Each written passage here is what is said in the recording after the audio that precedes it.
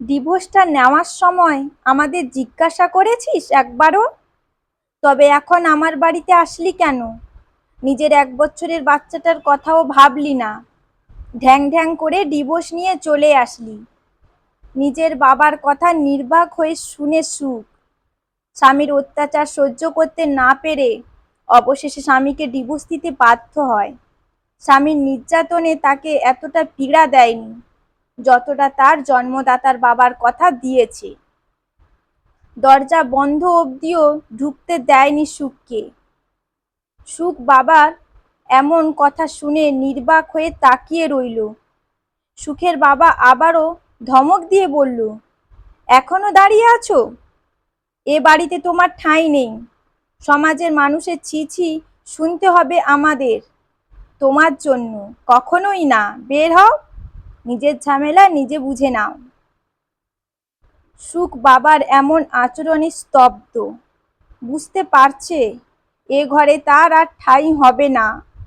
দূরে দাঁড়ানো মায়ের দিকে চাইল। মা আঁচলে মুখ গুজে কাঁদছে।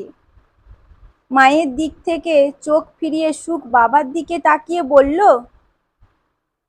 সেদিন যদি একবার সরকারি চাকরিজীবী ছেলে না খুঁজে ভালো মানুষ খুঁজে আমার জন্য, তবে তোমার এই চৌকাঠে আমার 1 বছরের সন্তানকে নিয়ে দাঁড়াতে হতো না।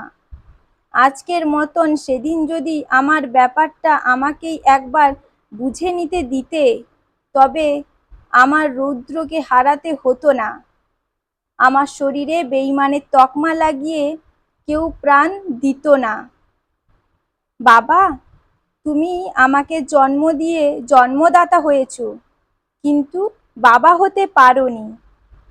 আমার মা সবসময় তোমার সংসারে চুপ করেছিল। আমাদের চুপ করিয়ে রেখে জীবনটা শেষ করে দিলে। থাক বাবা, তবে বিদায় নিলাম আমি। সুখ, আমিও যাব। দাঁড়া। নিজের মার কথায় থমকে দাঁড়ায় সুখ। সুখের মা তার স্বামীর উদ্দেশ্যে বলল, সারা জীবন তুমি মেয়ের দু চোখে সহ্য করতে পারতে না। তোমার জন্য আমার 2টা সন্তানকে গর্ভে খুন করতে হয়। যাকে পৃথিবীর আলো দেখালাম, যার নাম রাখলাম সুখ, তার জীবনটা তন্নছন্ন করে দিলে, সুখ কেড়ে নিলে। আর নয়, তোমার সংসার আর করছি না। সুখ নিজের মায়ের হাতটা ধরে বেরিয়ে গেল। তাদের জানা নেই কোথায় যাবে তারা, তবে এটুকু জানে মেয়েদের আত্মসম্মান সবার আগে। মেয়ে জাতির আত্মসম্মান করবে যতক্ষণ, ততক্ষণ তার আত্মসম্মান অক্ষম থাকবে।